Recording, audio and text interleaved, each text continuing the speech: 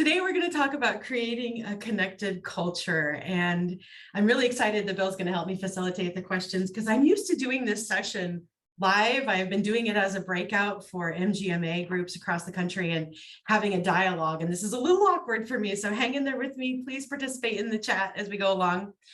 So those of you who don't know me yet, I have spent more than 25 years working in medical practices like many of you do. I have worked as a solo administrator in a single small practice. I've worked as a clinic manager in rural health and in larger health systems. But my whole vision, dream when I grew up, whatever that means, was to do consulting. And I really wanted to provide a service that I didn't see was out in the market, which was to help practice administrators and practice leaders and clinicians run their business as effectively as possible, and ultimately to stay independent if that was their goal.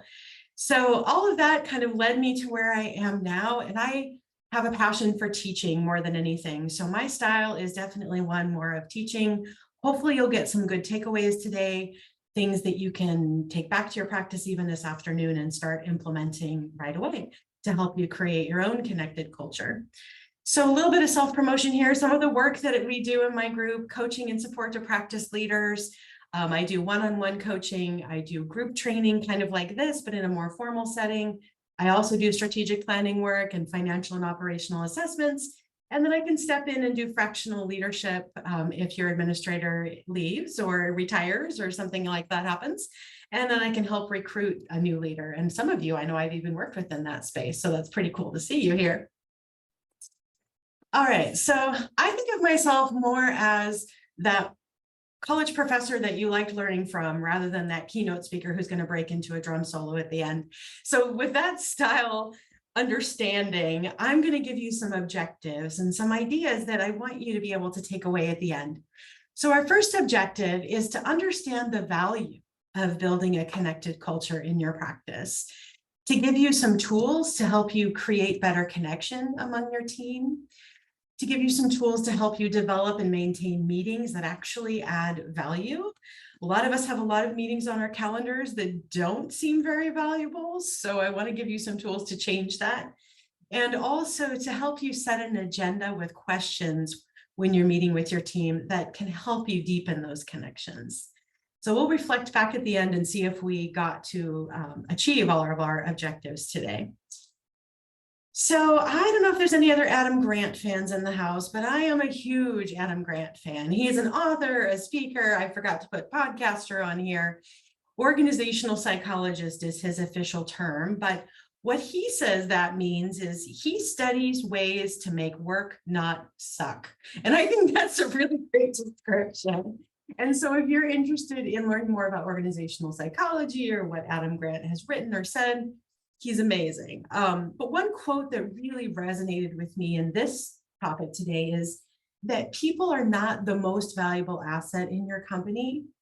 People are your company, or in this case, your medical practice. If you think about the dynamics that are inside your group, it would all change if those folks left, right? So what you want to do is leverage that, make sure that you're making the most of the team that you have and creating the type of company and practice that you want to as far as a healthy culture goes.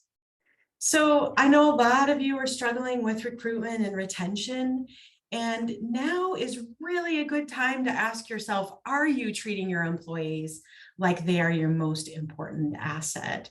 Or are you treating folks like they're replaceable? I think for many years, we had a culture of, well, we'll just hire someone else, or we'll get someone new, or everyone's replaceable. And, you know, I think that has shifted a lot, and I'm really grateful for that. And we are starting to pay attention more to the human side of the workforce that we've created in our practices. So what I mean by that is culture begins with leadership. And many of you are either in formal or even informal leadership positions inside your clinics. And so I want to talk about that. And this is where it gets a little uncomfortable just for a second.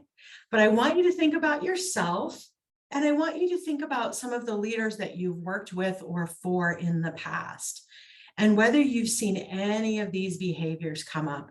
And if so, you'll know what I mean by the fact that they diminish our trust. So those leaders who don't follow through, who don't follow their own rules and policies. Maybe they tell everyone else to show up on time and they come rolling in at 10:30, 11 o'clock. Maybe they're the type of leader that lets behavior slip instead of confronting issues because they're just uncomfortable with having hard conversations. Maybe they're the type of leader who talks to other employees about performance issues instead of talking directly to the person involved. How about that type of leader who's taking credit for your work or others' work? I've experienced that one, and that's really painful. How about one who places the blame on others, especially in a public setting? If that's ever happened to you, that is an incredibly big chasm that's built now between you and that leader. And it's going to be really hard to cross that. So take a moment and think for yourself, do I do any of these things? Or could I stop doing some of these things? I'm going to give you the flip side now, which is how to build trust. So great leaders exhibit integrity. They do what they say they're going to do, and they're reliable.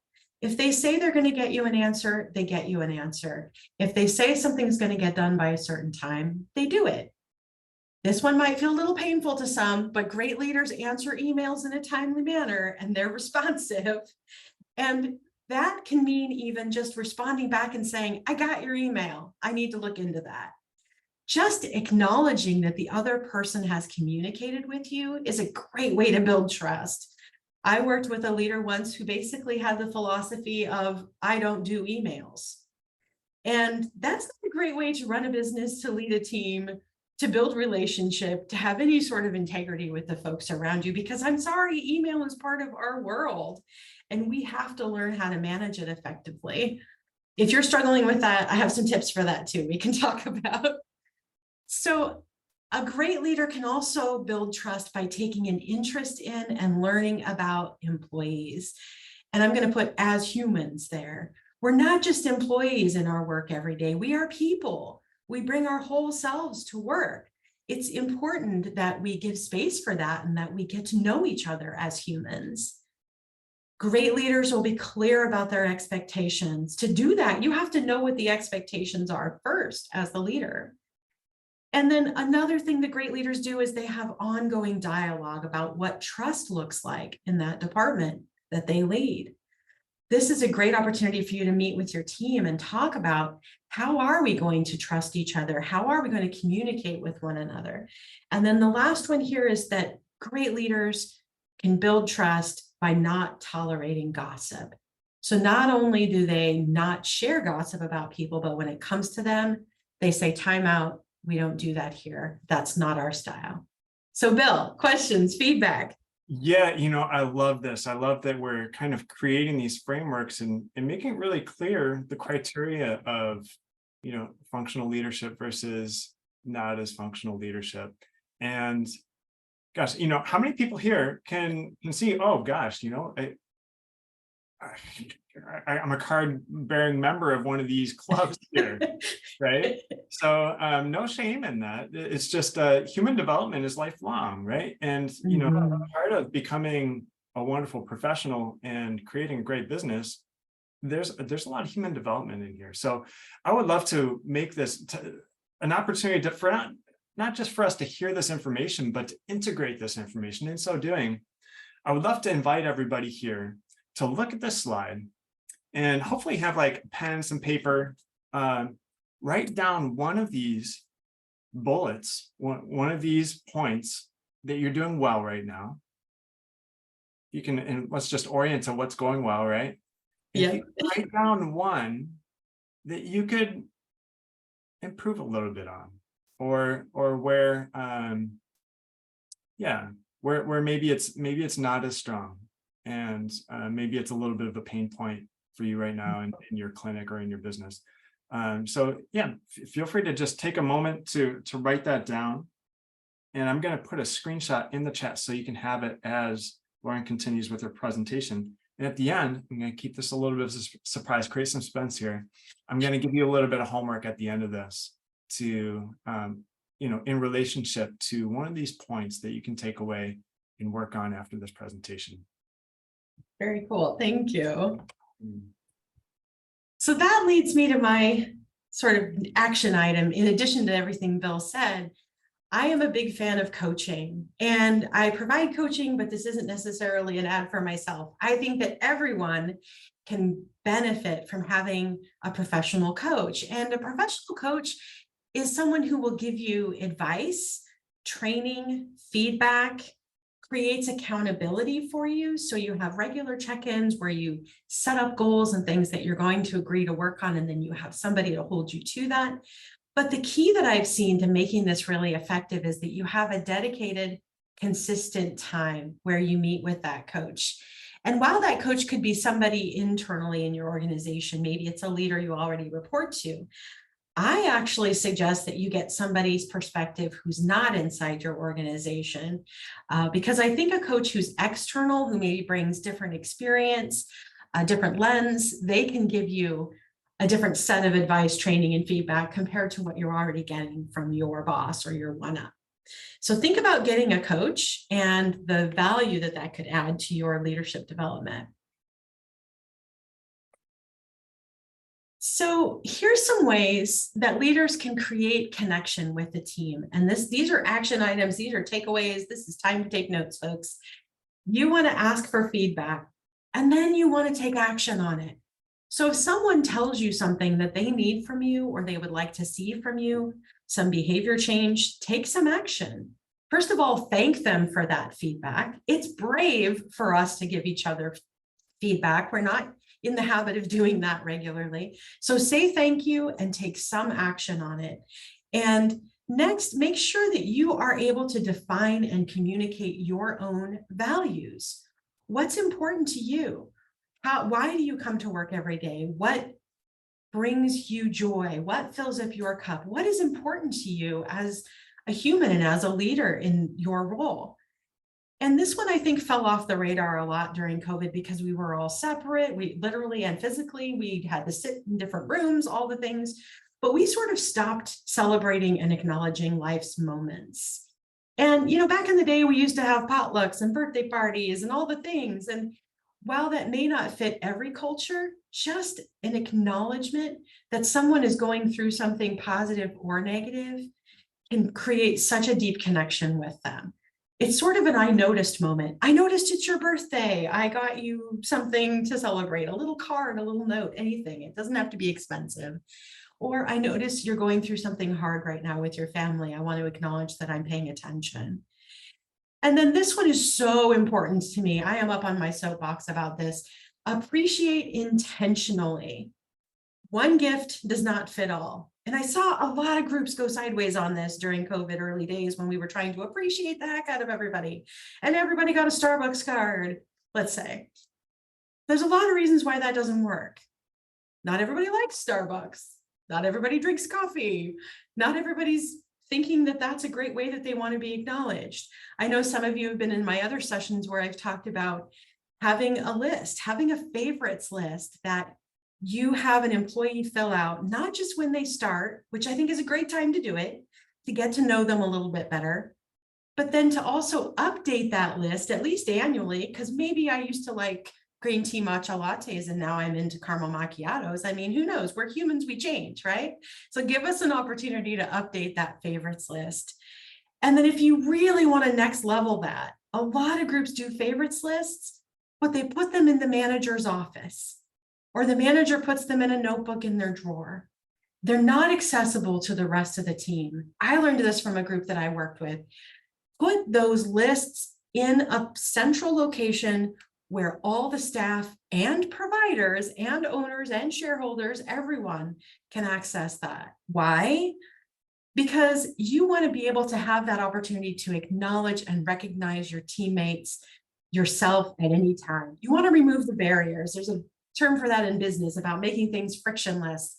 If it's easy for me to walk into the lunchroom and grab that 3-ring binder and see that my friend Susan loves a caramel macchiato, I'm much more likely to get that and celebrate her with that. So take that to the next level, do the favorites list. If you need an example, I've got a couple that I could send out as well. But then also share it with your team. Thoughts on that? Lauren, we have a question here from Carrie Kemper. She says, couldn't agree more. This is really, I think, more of a professional boundaries question, actually. she says, I couldn't agree more on getting to know your staff as people, as individuals. I've had employees who are simply not interested in sharing details of their lives. What are some indicators that you have encountered that have led you to remain personally distant while still being professionally supportive? So there's this little bit of a dance. How like chummy do we get with our folks versus how, is there like, do they actually appreciate that distance sometimes in that respect? Right. I think that's a really good question. And I'm going to tie it back to the favorites list for just a second. One of the most important things on that favorites list is how people like to be acknowledged publicly or privately. I think we need to be asking that question because we want to meet people where they are, and not everyone wants to be called out in a staff meeting for something amazing they did, right? It's the same with getting to know people and what's going on in their lives and how willing they are to share those private things with us.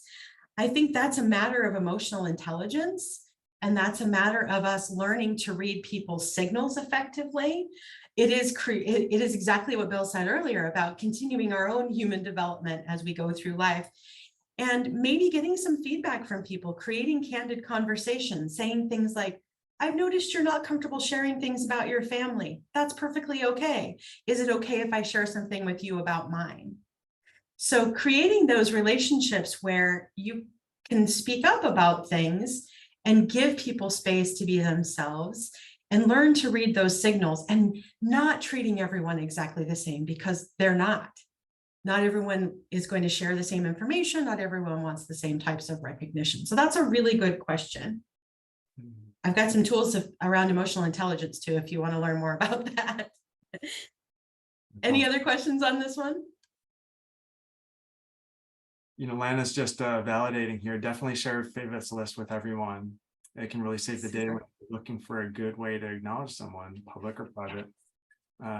Having a public or private acknowledgement preference is on the list. Yeah, it matters. There was actually a lawsuit. I don't have the details off the top of my head, but a gentleman sued his company because his team celebrated his birthday or made a big deal out of his birthday. And he was very uncomfortable with that. And he won the lawsuit. So I think it's important enough to notice, like, we're all different and to respect that. And of course, there's a risk management side of it, but there's just a human side of it. I want to acknowledge what's different about you and different about me.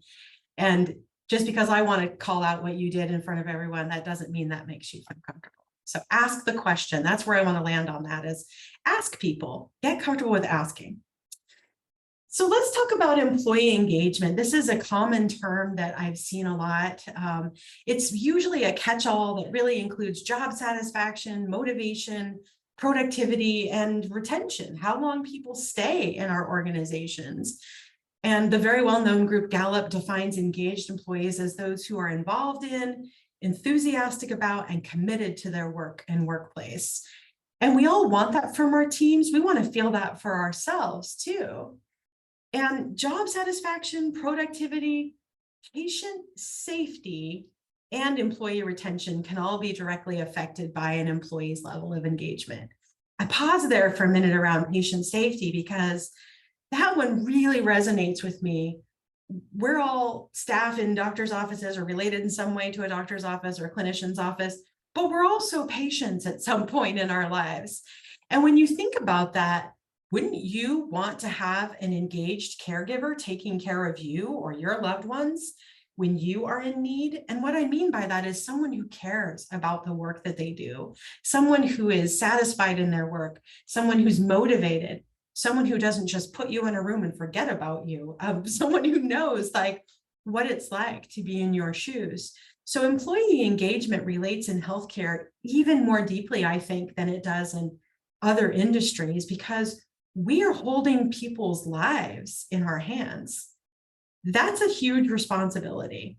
And if we're not paying attention, we're not engaged, we're not caring about the work that we do, the consequences can be very, very serious. So as we talk about measuring engagement, like, how do we know? How can you tell if your employees are engaged or not? Well, I am a big advocate of asking. I think annual surveys can be just really helpful. And if you work in a larger health system or even a larger practice, you may have these tools already. There may be a company or someone that you contract with, like Press Ganey, but in the smaller groups as well, you can do this too. And I feel like you absolutely should. You don't have to ask as comprehensive of questions. You can ask a shorter list of questions. I'll give you some ideas in just a minute about what those might look like. You can do what are called pulse surveys, which are shorter. Sometimes they're more frequent, multiple times throughout a year. I love the idea of focus groups too, when you have a larger organization or maybe a more complex topic, like whether we should add an employee wellness plan. This is a great way to get out of the C-suite and down into the field and actually ask people, what's important to you before we decide? Hey, I wanted to give everybody, a health club membership because I think a healthy workforce is super important. And what my workforce is saying, it'd be really cool would be if I had a housekeeper once a month. Could we do that instead? Or could we get some sort of a corporate subscription to Rover because everybody has a dog and we'd love if people would walk our dogs. I mean, there's some really creative ideas out there that CEOs, quote unquote, are not necessarily going to think of. So if we reach out and we ask people what's important to them and we measure their engagement, we can take action. I think this is a really cool quote from Jenny Voigt. She says, don't ask every question under the sun. This is truly a case where fewer, more focused questions give you more than asking every question in the book. And that's so true. And I'll give you some ideas. But first, I'm going to continue to tell you why this is a good idea, because people right now are thinking, I don't want to ask because my employees are just going to ask for more money. Not true. The data does not show that. Here's what the data shows. When employees are surveyed, this is what they ask for: clear vision and goals. They want to know why they're there and what they're there to do. They want opportunities to learn and grow. They want to know that this isn't a dead-end job, in air quotes. This is something I can grow and develop in. They want a positive culture that doesn't have toxic behaviors or crummy leadership. You've all heard this before, but people leave leaders, they don't leave jobs. They want trustworthy leadership. They want a voice that's listened to. They do want recognition, but in the way that they want to be recognized. And then as you see at the bottom of the list, it's compensation and benefits. Now, before you say I'm crazy, compensation and benefits matter. Yes, 100% agree that they do. You have to have a baseline that is competitive and that is reasonable for the market. Yes, that is true if you want a good workforce. However, what I'm telling you is paying someone more without doing all of those other things is not going to get you the engagement or the retention that you're looking for. We saw this a lot. Again, early days of COVID, we saw health systems competing against health systems to pay the highest wages possible and paying hiring bonuses and all kinds, just throwing money at people. And did they retain the people? Not really. People would jump to the next hiring bonus. They would jump to the next organization. They would stay as long as they had to if there was no foundation that was making the rest of the workplace what they were looking for. So just putting in a plug here for saying it's not all about money and compensation and benefits. It's about so much more than that. Key being making sure you know what your vision and your goals are in your organization. So one more slide to kind of prove my point here. This comes again from Gallup and their State of the Workplace report, but higher employee engagement leads to 41% less absenteeism.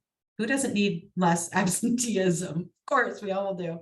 24 to 59% less turnover, 28% less shrinkage. And this is across all industries. So we don't think about shrinkage as much in the healthcare space. And if you've never heard that term, but you've maybe worked in retail, you know what I mean. Shrinkage is stuff walking away. Shrinkage is, in the case of retail, for instance, stealing. It's someone grabbing something and taking it home. This happens in the medical practice more than you would think. I worked in a location once where the toilet paper kept disappearing. So things like that actually do happen. And if we can have 28% less of that because people are engaged in the work that they're doing and in the organization they're working for, let's do that. 70% fewer safety accidents or incidents. That's a huge one for me. 17% greater productivity, 21% higher profitability. You know, yeah. 70% fewer safety incidents is very intriguing to me. And I have to wonder if this relates to being sort of in this fearful, anxious state that we get kind of like, I might be reading into this. Well, do you have anecdotal information on this, or do you know the actual data? Like, could it be that psychological safety allows people to actually kind of just function better? Absolutely. Oh my gosh. Yeah, I guess when you said, do I have any anecdotal data about that? I think about a particular employee that I was coaching years ago, and she was struggling with making a lot of mistakes. And I was giving her feedback on a regular basis about the mistakes that she was making. And she had gotten into such an anxious state that instead of improving on the mistake rate, she was making more mistakes because now she was afraid she was going to make mistakes, right? So we had to sort of relax for a little while and not be so focused on the error rate so that she could kind of learn to let go of some of that anxiety. So I do think about that particular story, but I also think about just if you're not engaged in your work, maybe you're just walking down the hall without looking where you're going. You're looking at your phone, you're paying attention to other things. You're not focused on the work that you should be doing. That's going to create lots of safety incident opportunities. So I think we think of engagement on so many levels. It's, do I know what I'm supposed to be doing? Am I excited about the work that I'm doing? Am I focused on the work that I should be doing? All of those things are measures of engagement to me. Awesome. Thank you. Yeah. So this is a really interesting one. I did a little bit of research on this, and employees who witness colleagues getting recognized. So for the ones who do like public recognition, recognizing that's not everyone, the coworkers who saw that are more likely to feel appreciated for the work that they do. They're more likely to feel connected to their colleagues. They're going to feel more connected to company culture. They're going to feel more psychologically safe to share ideas and opinions. They feel respected at work, and they're going to feel more positive feelings toward their manager. And if you lead a team right now, of course, you want people to feel positive feelings about you. But what I think is so interesting about this is it's catching, right? It's contagious. If you recognize one employee for something great, others are going to see in an empathetic way, like, wow, I think that's amazing, and I want to do that as well. So it can absolutely spread. And all of these can be the outcomes of that. So I thought this was pretty interesting data.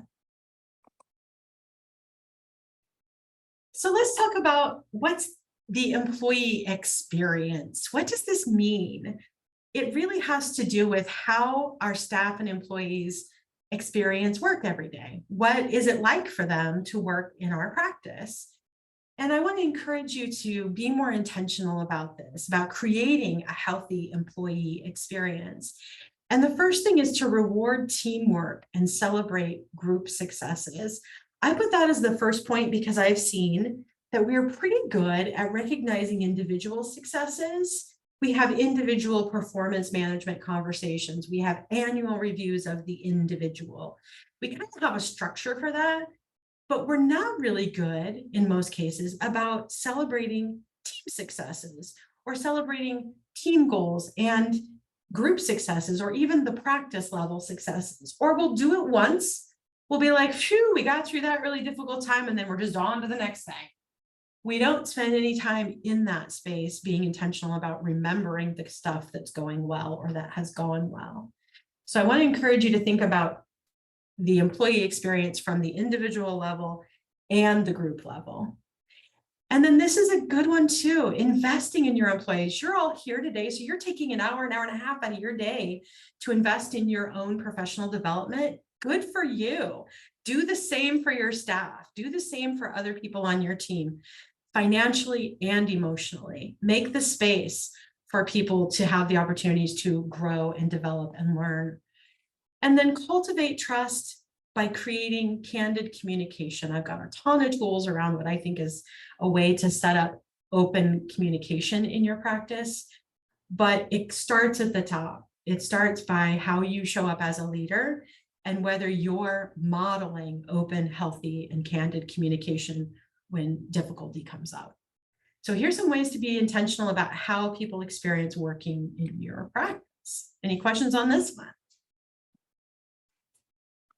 Nothing in the chat yet? Okay. Oh, you're muted, Bill. I'll give you a second. Oh, sorry, yeah, we're good in the chat so far, but feel free, Okay. for everybody, if you have anything that comes up, throw it in the chat, and that will definitely enrich what we pull out of learn here in this presentation. Thank you. Awesome. All right, so I like this slide too, because I think it's showing how far we've come. In the past, our parents, our grandparents were focused on the paycheck. They would join a company, stay 20, 30 years, get the gold watch and retire, right? Now people are looking for their purpose. They want work that aligns with their why. They want to be developed professionally. It's not just about job satisfaction anymore. It's about opportunities to continue to grow and develop. In the past, we used to think of our leader as our boss, someone who told us what to do. Now what we want is somebody beside us who's going to coach us and help our development. In the past, we would talk about that annual review. Now people want ongoing conversations. They want regular check-ins. They want multiple opportunities for feedback. This one resonates with me because in the past, we used to talk a lot about weaknesses. Where do we need to develop? What are we not good at?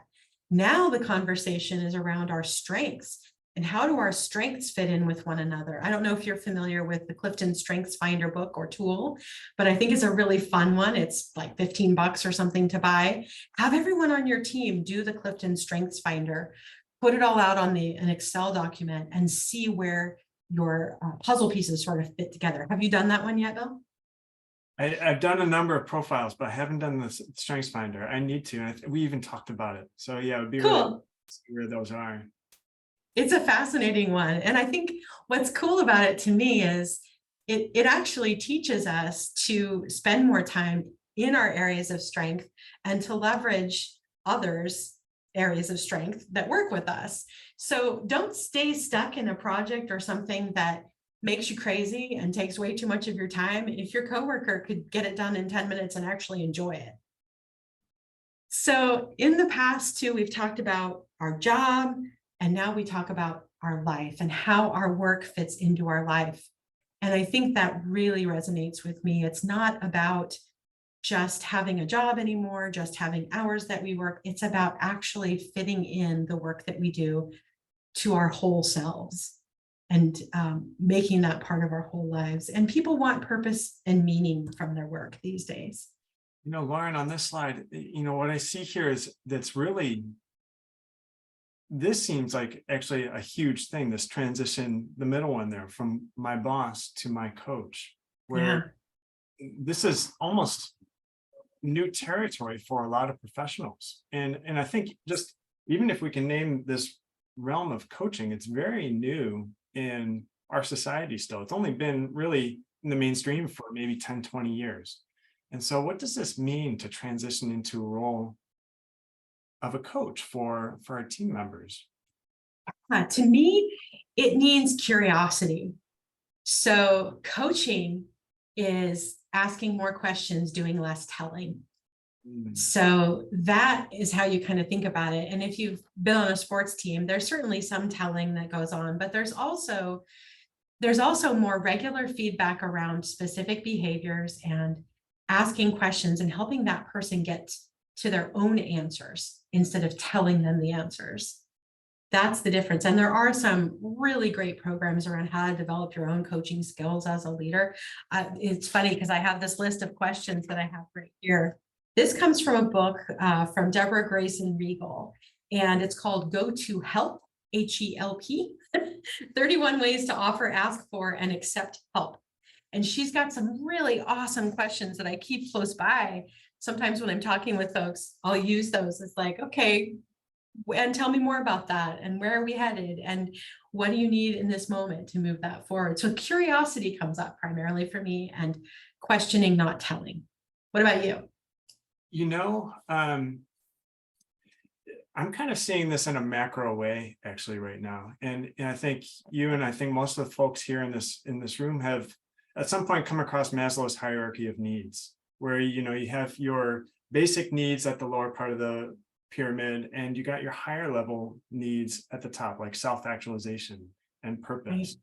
And really, what I think as a society, we're really moving upward on the pyramid where, having a paycheck and having food on the table is no longer really that satisfying for us as a Fed. And I really think this is why coaching is this emerging field, because as a society, we're ready for more. Yeah. And I think our employees are maybe not explicitly stating they want that, but maybe we're seeing just from the data and from the trends that they are wanting that. And so I guess that the generative question for everyone here is, how do we foster an environment of self-actualization? Yeah. Great question. I think that really resonates with me. And how do we get out of people's way to do that? Yeah. And stop micromanaging and only boss and manage when we need to, and lead and coach when we can. I think they're very different skill sets to think about. I mean, there are certain parameters that we have to have people achieve or behave within, but then there's a lot of times we can get out of their way and let them grow. And I don't see leaders working on that as much as they could. So I think you're right. And to what extent do you feel that, this is kind of a leading question, I'll confess. Well, to what extent do you feel that self-development is inherent in developing leadership skills? Well, I think it's required. I mean, I think you can't be stuck if you want to unstick other people. So you have to be ready to grow and explore your own opportunities, and then share those with people that you work with. So give them the chance to grow. Like it says here, it's not about job satisfaction anymore. It's about development and growth. And you have to start with that with yourself, I think. And obviously we're preaching to the choir, as they say, because these folks that are in here today are doing that. But it is important to continue that path and to always be growing and learning and listening. And incidentally, one of the questions I ask when I recruit for senior level positions, which I've been doing a lot of lately, I ask people at the end of the conversation, we've had a chance to get to know each other a little bit. I say, how do you develop yourself professionally? And I've been fascinated by the number of people who don't have an answer. Some people just look at me like deer in the headlights. That's something I'm supposed to do. And I just think, say that question again. How do you develop yourself professionally? What are you reading, learning, listening to? Tell me, I want to learn from that. And I phrase it in a very casual way like that. Like, I always learn from this question. Tell me what works for you. And recently I've had a couple people just stare back at me. And I just feel like that's so disappointing. And to me, it really separates the difference between a leader who has potential to continue to grow and develop in their organization and to lead and develop others, compared to someone who might be stuck. And it's fascinating. So ask yourself that. What am I doing to develop myself professionally? What am I reading, listening to? Yeah, it actually sounds like a great question to put into the questionnaire for your employees also, perhaps. Could be, yeah. Or what would you like to learn more about? Absolutely. How can I help you? For sure. So we do have a little bit of an ad coming up. So thanks for that, Will, for helping me to cue that up a bit. Wonderful. But one of the things I want to talk about too is how we can help employees find their purpose and the questions we can ask. So you can use this during the interview process. You can use this during onboarding. You can use this down the road when you're doing one-on-ones. But ask people, what work are you good at doing? And then what work do you enjoy? Those two things don't necessarily match up, which I find really fascinating. I might be really great at, sorting Excel documents or whatever, but I might hate it. I think it's really important to know that. And then ask people too, what work feels most useful or meaningful? When I do this course live, we break into small groups and I have the people talk to each other at their tables about this. And the reflections that I've gotten back from people are like, I learned that what I enjoy isn't necessarily what I'm good at or what feels most useful or meaningful. And maybe it's time for me to go back to my boss and say, can I please do more of what I enjoy and what feels useful and meaningful And that, what you're saying here is so crucial. Will an employee feel safe enough to disclose that? Right. How do we create that psychological safety that we can unearth those inner workings, inner feelings that might actually put somebody on the right seat in the bus so that they can hang with us for the long haul, right? Yeah. Yeah. That's another session, but we should definitely do that one. Right on. That sounds Psychological safety. Because I think you hit the nail on the head. We want people to open this up to us, but have we created a space or a relationship so that they can? Ask yourself that. I just want to say the nature of these questions is probably a lot different than what we see on most employee satisfaction surveys or employee questionnaires, right? And Mhm. I think the biggest challenge that I've seen companies have with employee questionnaires or staff team member questionnaires, however we phrase it, is engagement. Are people going through this as sort of a rote exercise that they're required to do? Or how do we Right. make this that they realize that this is actually in their interest and it's in the interest of the greater whole? So how do we cross that barrier of disengaged employee feedback processes to fully engaged? And I suspect that, just coming out with this, really, these are coaching questions. Coming Yes. up with these, if folks begin to identify that, yeah, this is actually in my interest.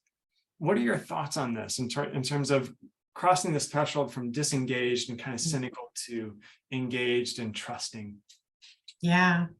The first thing that popped into my head with that was people are saying, prove it. People are saying, prove to me that you care, prove to me that my input matters. And that 59% statistic where I've seen where HR professionals said that they surveyed people, but they put it in the drawer, they didn't take any action. So you have to take some action. You have to say to people, we hear you. This is what we're going to do with this information. Your input matters. You have to walk your talk. You can't just ask people first in their input and their solutions and ignore it. And that I think is so crucial with the engagement question, because that will not only not get you engagement, it will get you more disengagement if you ask and you do nothing with the information.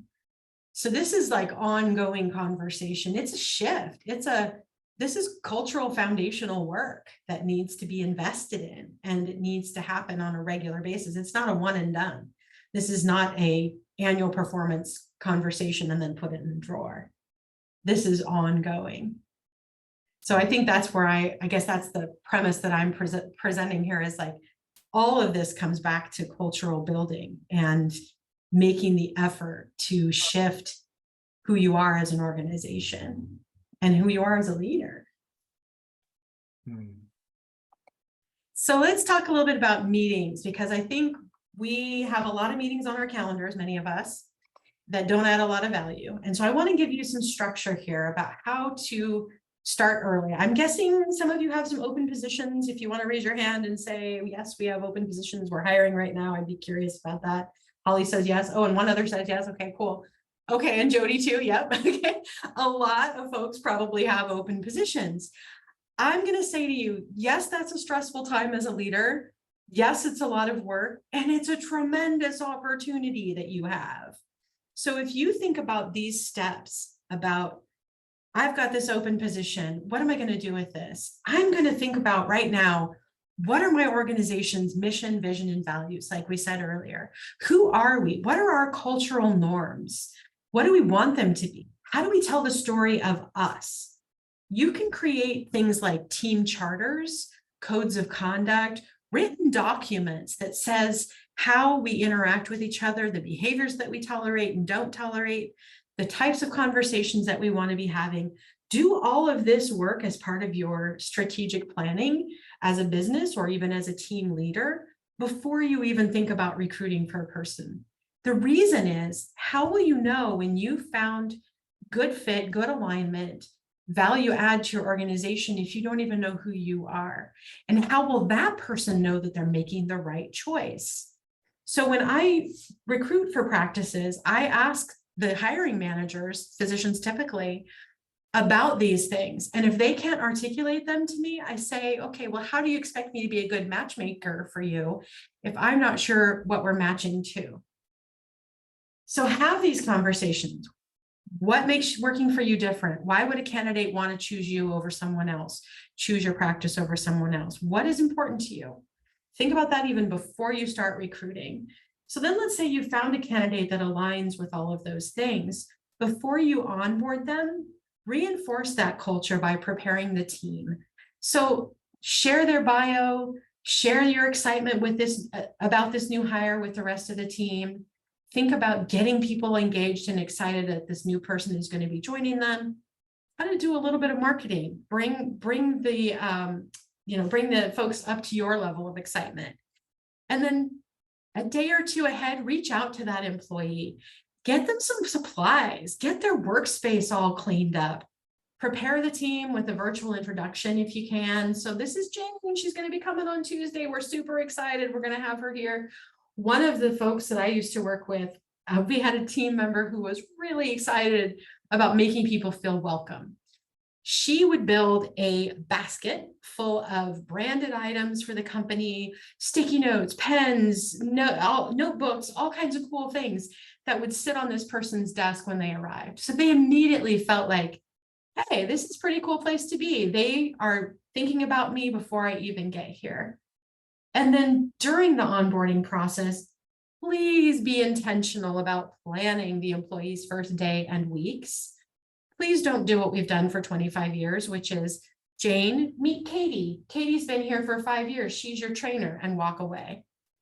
It's not a service to either of those people to train in that way or onboard in that way. It is not, it's going to create a revolving door for you because neither one is going to want to stay. Make sure that you have a work buddy or a team that they're partnered with in that first few days. If anybody remembers what it's like to be a new kid at school, it's lonely. You show up, you got your lunch bag, you don't have anybody to sit with, you don't know what's going on, you don't know where the bathroom is, you don't know anything. It's super kind to have somebody connected to that new employee that's going to keep watch over them. It's going to be friendly with them, that's going to have lunch with them, show them where all the things are and all the things they need to do. And be really intentional about what that person's goals and understanding of their job are going to be in the future. So here's some steps that you can think about. The other thing I want to mention here is prior to recruiting, when you're placing ads out in the world on Indeed or Glassdoor or wherever else, everybody's doing this where they put the job description up there. Medical assistant needed, here's the job description. How is someone supposed to choose where to work based on a job description? They're all the same, an MA, an MA, an MA. What sets people and practices apart is when you can tell your story. Why work for you? What's being a medical assistant really like in your practice? What makes you special? Who are you taking care of? What is your focus?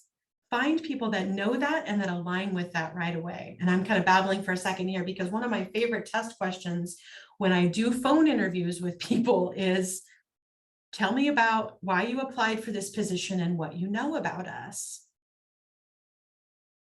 I'm stunned by the number of people who don't remember that they've even applied for that position. They haven't done any research. They haven't looked on the internet. They don't know anything. I want someone who, again, is engaged from the early days and knows who we are, knows what we stand for, knows why they want to work in pediatrics versus urology or whatever, and can tell me that story. They are next level candidates. They're the ones you're looking for. So thoughts on this slide? Yeah, there's a lot here. Yeah, I have a couple thoughts. Lauren, I'm curious to hear, in the application process. So I'm just going to preview this there's two questions. One is, how do we develop, you're an operations person, so I know you're going to have a great answer for this. How do we develop a process so that we can be consistent in the way that we recruit, hire, train, onboard folks through this process where, it becomes, you don't have to reinvent the wheel each time. You kind of know what the moves are each time, and you can have a consistent developmental transformation happening for this person across these various points in the life cycle of onboarding. So that's the first question. The second question is, should I give you the second question, or should we do that one first? Well, let's do that one first. So you're kind of talking about structure, like how do we build some structure to make sure that this is consistent and we're not having to pain ourselves by reinventing the wheel all the time, and we're being fair and all of that. Is that what you're saying? Yeah, and I imagine a lot of folks here running clinics or being managers within clinics are kind of busy. So like, Yeah, I would say take time and do the planning up front. So don't just assume that because you lost a medical assistant, that's exactly the position that you need to replace. So take a moment to stop and think. And first of all, is this the right job description now? Is it just because what we needed 5 years ago when that person was hired? Or is it time for us to tweak that? So take time to stop and think, go through your documentation, figure out what it is you really need before you even start thinking about recruiting. Take time to have this conversation with your owners about your mission, your vision, your values, your culture, all of that work. Do that foundationally, then you can just plug it in with each role that you recruit for. There's an organization locally who does a really good job of this. When they post an ad, they tell the same story about their practice at the top, and then they post the information about that particular position. So you can use this as a pattern over and over again. It gets a little bit more complicated when we think about like career pathing and how do we get from, an MA1 to an MA2 and MA3 and all of that. But that can be done too. You just have to think a little creatively about what the needs are within your practice. Does that help? yeah, it does. And I imagine the first few times that you do this, you might have a very sketchy form of a process. And the more that you do it, you may begin to embellish and fill in Yeah, the process. Is that right? for sure. Yes, absolutely. And you can figure out like, well, that didn't go quite as planned, or we've changed as an organization. And one thing that I think is really important, I don't know that we get deeply into this topic here, but I'm really passionate about diversity, equity, and inclusion, and especially in the recruiting space. And a tip that I have, if you haven't heard me say this yet, I'm going to say it today. When you're looking at resumes, have a buddy get rid of the name. So when you look at that resume, there's no name on that resume. All there are is qualifications and experience. And you're thinking, why would I do that? If you try this a few times, you will be stunned at your own implicit bias that is created by looking at that name. Here's an example. Let's say you look at a resume and you see the person's name is Florence. You're already deciding Florence is likely female. Florence is likely of a certain age, right? Because that's kind of where your brain goes. You've already created an image in your head of Florence before you even look at that. The same is true with racial and ethnic names that we create for ourselves images of or stereotypes about. And if you simply get rid of the name off of a resume, you will be much more equitable in your recruiting and you'll be stunned. I know I was the first few times I tried this at what stories my brain was telling me about these people before I'd even ever met them. So a little bit of a sideways glance there into DEI, but let's talk about also score sheets and documentation during your interview process. So what you're going to do with this job description is you're going to decide what the most important things are that you need, and you're going to score those. And you're going to create a little graph for yourself so that when you're interviewing candidates, you're scoring the candidate fairly against the objective measure of what you need for the job.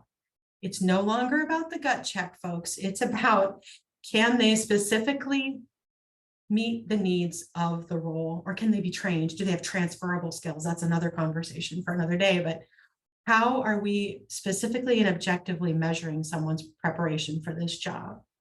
So 2 tips you can take away: set yourself up a score sheet, get rid of the names off the resumes. I don't know what you asked me. I just started babbling. But Oh, that was awesome. I love it. any questions? I see there's some more stuff happening in the chat, but I can't read it yet. Yeah, I'm actually not able to see the chat from you might be seeing some things that I'm not seeing, but Okay. this is all awesome. And here's one thing I'm curious to hear your thoughts on this, and perhaps you have your own tricks of streamlining and creating filters within the recruitment process so you don't have to read every single application if you can already kind of like disqualify. For sure. And For sure. this is one that I've tried. In the first line of my resume, just like you said, put the story as the front line. I actually put like my mission and values as the front line. And then basically on a sentence or a bullet underneath that, I provide a hidden instruction. It's not hidden, it's actually in plain sight, but please, on the first line of your response to this to this job ad, write the reason that you feel that this would be a good fit for you. Yeah. And that way it's really easy. You can just get in that first sentence to see if they comply with the instruction. So, right. So you can discard any ones that don't, potentially. Right. You want to make the job a little bit easier. I'm curious, what other filtering mechanisms have you tried in the past, or might you suggest to kind of make this a little bit easier, that you don't necessarily have to, your top of funnel can be kind of like, it can be easier to move through those. Yeah, I think that's a great idea. I think right now there's a lot of people who aren't reading things closely. They're applying on their phones between, interviews or whatever, and they might miss an instruction like that. So as much as I love it, I wonder if it's going to be as effective with the smaller pool of candidates we have now. Maybe. So what about filter, in other words. Yeah, I've been thinking about, Indeed is still a really helpful tool. I have some thoughts about how to use it more effectively and not pay $1 bazillion. But one of the things that they do is they will have filters that you can set up so that if there are specific qualifications you're requiring and they don't show up, they'll go in a different pile, and you can go and look at that pile, but it's not going to be fed up to you as the first run. So if you require a bachelor's degree, let's say, they'll filter for that. And then the ones who don't have that listed, they won't be there. Now, all that to say, are we setting up the right filters? I mean, I think right now we need to be really interested in talking to people who don't have what we used to look for as typical experience. We used to say 2 to 3 years of medical practice experience, or medical terminology needed, or whatever it was. I'm finding some amazing candidates who are coming to us from completely different industries, completely different. And if we have the wherewithal and the interest in training and the time to invest in doing that, these folks are going to be rock stars. They're highly engaged in the healthcare world. They're not burnt out yet. They're not the ones that are on the market because they got fired 3 times from the last 3 jobs for not showing up. So think creatively about what transferable skills you have, or they have, for the job that you need, and look for that as you're setting up your filters. Love it. All right, so let's keep going. I think we're doing pretty good for time, but I could just keep talking about this stuff all day. So this is the way to think about a skills-based ladder. And I know some of you are in really small groups where this can be hard to implement, but use this as kind of a thought starter. What if you sat down with each employee and you talked to them about mapping out a future role for themselves? What would that look like? What are they interested in? Is it somebody in the front office who wants to learn the back office? In Oregon, we don't have to have certified medical assistants. So we could allow an on-the-job trained medical assistant to move from the front to back with proper training. Schedule some regular conversations with the employee about what's interesting to them and what success looks like for them, and help them decide how they can move within your organization to grow and develop, to move up, and then determine which of their existing skills are already transferable and what skills gaps they might have. So if you want to move, for instance, I had a group recently move from somebody from the front office reception desk to become a medical assistant in the back office. And they were very intentional about the skills they were teaching her early on so that she could be successful. Here's another piece of advice. Do not throw the entire job description at somebody on day one. Don't do it. Break it up into smaller pieces. Very few people can be very successful in all aspects of the job description in the first 90 days. Most people need time to grow and learn and develop inside your culture.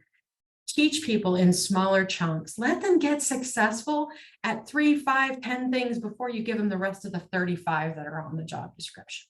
We set people up for failure all the time by doing that. So that's my other advice there, is be incremental in your expectations and your training opportunities. And figure out, like this gal who moved from the front to the back, she was already really great in the EHR. She knew what to document where. She knew how to navigate through that clinical chart because she's already been doing it at the front desk. Fantastic. She didn't know how to take a blood pressure yet. We're going to train her on that. So there were some specific skills that were required in the back office that she needed to fill in. That's step 3. Then step 4 is to develop a training program and a timeline that will help her fill in the rest of the skills needed on that job description so that she can grow into a quote unquote full medical assistant for this practice. So my advice is to slow down. Be incremental, be intentional when you're training folks. Don't expect them to come in the door and know everything about everything from day one, especially when we see a lot of folks in the labor pool now who are new to healthcare. Give them a chance to learn.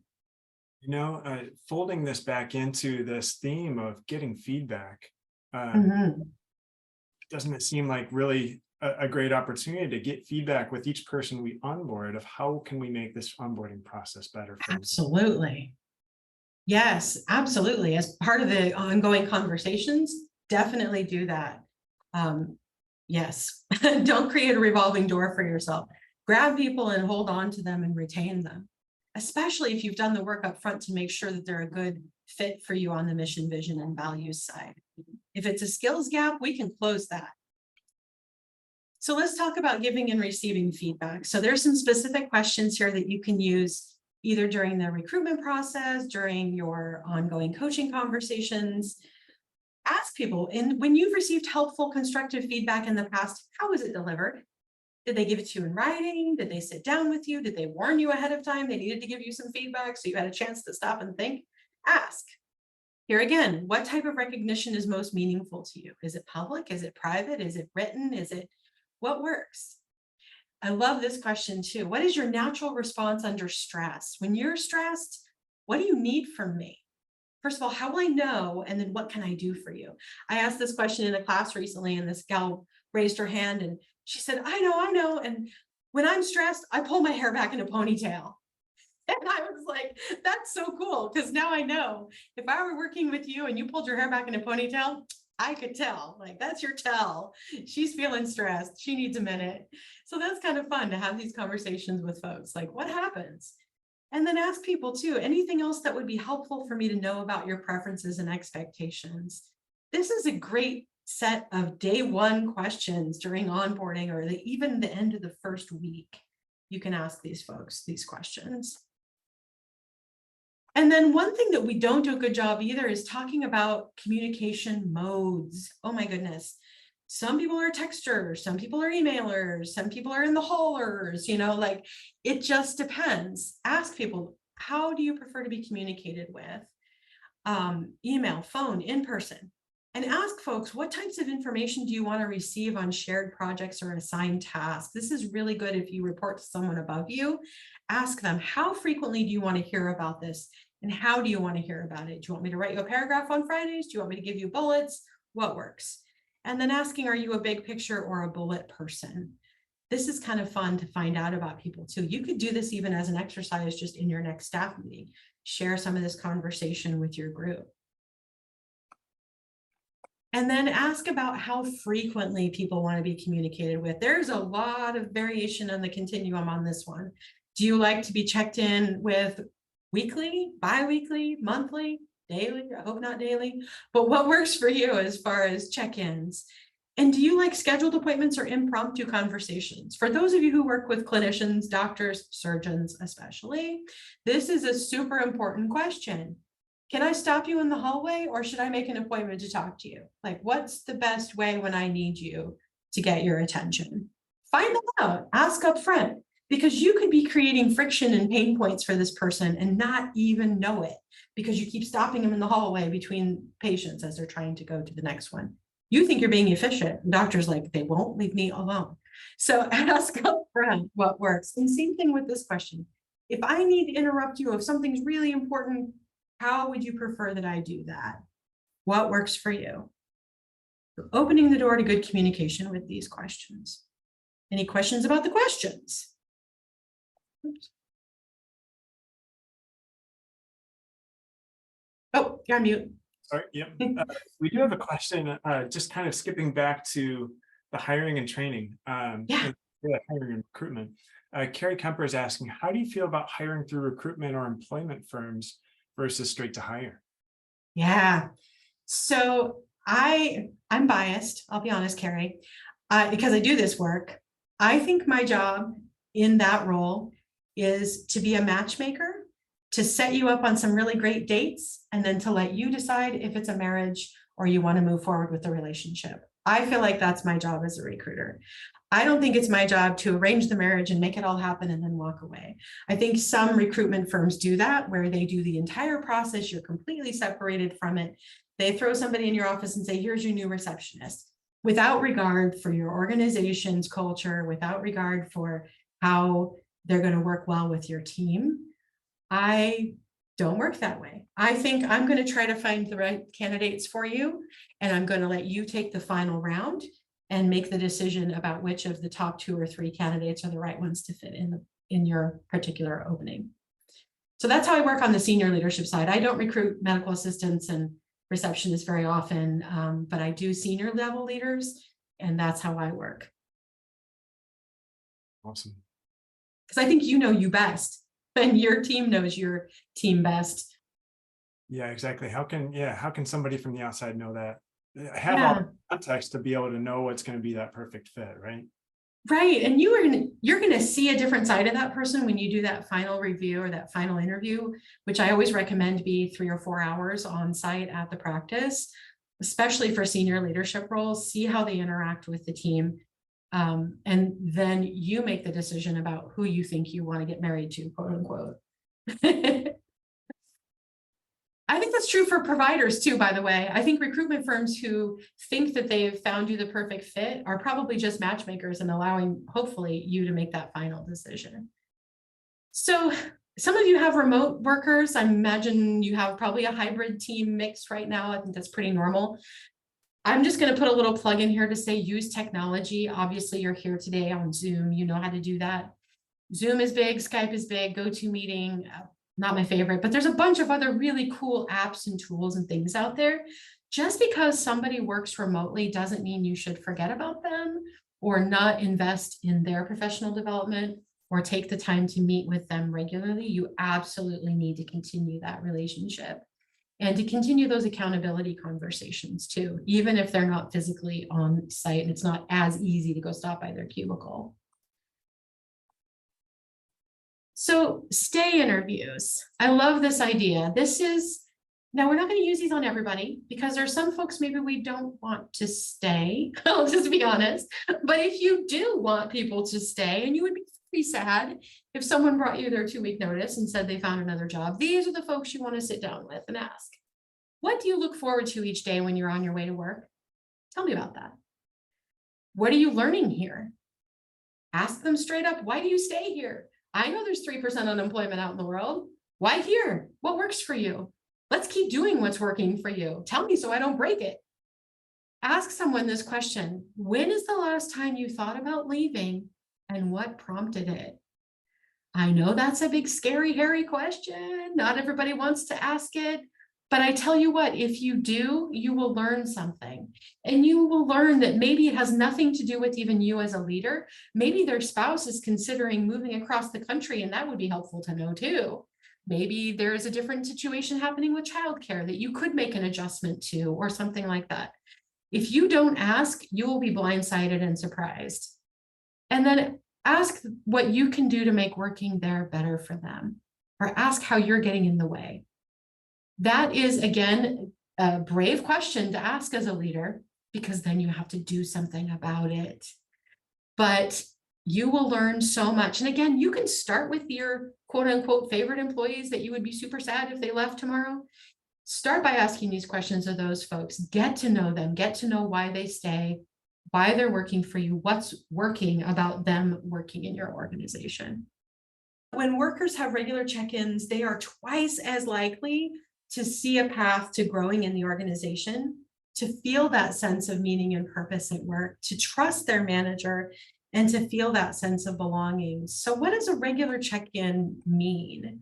It looks to me like a one-on-one meeting, and those are scheduled, those are structured, they're opportunities for you to connect, to build trust, to strengthen relationships, also to inform and update each other on where things are, provide some mutual feedback, and discussing that career development like we talked about. If you can, set aside at least 30 minutes for each employee twice a month. And you're thinking, really, how am I going to do that? Depends on the size of your team, of course. If you can even squeak out once a month, that's an amazing investment. If you have a larger team, more than 15 or so, maybe you just do 20 minutes once a month to get everybody in there. The key is that you do it and you do it consistently and you don't let it get bumped off your schedule. So what are you going to talk about in these one-on-ones? I think these are some really good question starters. Ask the person, what's important for us to talk about today? Tell me about the biggest obstacle you're having to success right now. What are you proud of since our last meeting? I love to start off with what's going well. Let's celebrate a bit. Let's talk about the positives before we dive into all the problems and the things that are broken. You can also then ask, what are you most disappointed about since our last meeting? And what is the one thing I can do to help your performance? So again, some really good scripting here to get used to asking these questions consistently, starting to look for patterns and opportunities and ways that you can help your employees grow. Now, what if your employee sits there quietly and says, I don't know what to say, or I'm really uncomfortable with this situation, or the only time I've ever been in the boss's office is when I was in trouble? You have some strategies here. You can ask how or why questions. So ask people, how are things going specifically? And then get quiet and let them speak. You can wait. You can be patient when you're asking these questions. Ask your employees for advice. Hey, I'm struggling with this thing I need to do for the group. What would you suggest? Share a personal story. Ask for specific feedback. If you had to give a report out to a specific group and you want to know how it went, find an employee to give you that feedback. What's the group think after I said that? What's the buzz? What are people saying? Offer multiple pathways for communication. Maybe people want to have a one-on-one for 10 minutes and then they want to type up the notes and send it to you in email because they feel much more comfortable expressing themselves in writing. That's okay too. Make sure you follow up. Make sure you keep asking, that you're okay with the outcome and that you're planning ahead. So you're not just sitting down to these conversations without any structure or any planning. So those of you who know me know I'm a huge fan of Joe Mull. He has a new book out called Employalty. If you don't have it, go buy it. Joe is amazing. This comes from his older book, but it's basically a one-on-one meeting log that you can get the idea from. What he likes to do is document the different sections, but then also document what your goal was for that meeting. Obviously, you're not going to check all the boxes in the lower right at the same time, but maybe you have a different agenda for each meeting and a different reason why you're focused in that meeting. So Joe's got a good one here. Also, this one I really like. This comes from Vicki Hess. She has a company called Employee Engagement Solutions, and this is a bit more structured around what's new, what's working, what's not working, and what's next. And then who's going to follow up on what. The column on the left is the employee, the column on the right is what the leader is going to do. So there's some cool structure out here. You don't have to reinvent the wheel. But WorkHuman says I lost the slide. Sorry, hang on there. A connected culture is collaborative, it's resilient and fueled by appreciation. It's more productive, engaged, and motivated, and it's built by connected people. For leaders, it's important to remember that connection doesn't happen by accident. It is the return on meaningfully investing in humanity and in putting people first. So it's intentional. That's a word we throw around a lot, but I want you to think about that. Good leadership in building this connected culture takes intention. All right, so quick review. I know we've got like 4 minutes left. Did we hit all of our objectives? Do you now understand the value of building a connected culture in your practice? Did you learn some new tools to help you create that connection? How about how to develop some meetings that actually add value and setting an agenda with some questions that will help you build connection? Hopefully we hit on all those, gave you some new ideas. This is my contact information. I'm throwing this new QR code up here on the slide. Where it takes you is just to my website. Like Bill, I have a newsletter, although I'm not as prolific a writer. I only post things when I have something to offer, which is maybe quarterly. But if you click on that QR code, it will take you to the website that will allow you to sign up for my newsletter to learn more about the different sessions, including the 2 we talked about today. All right, thank you. Take care.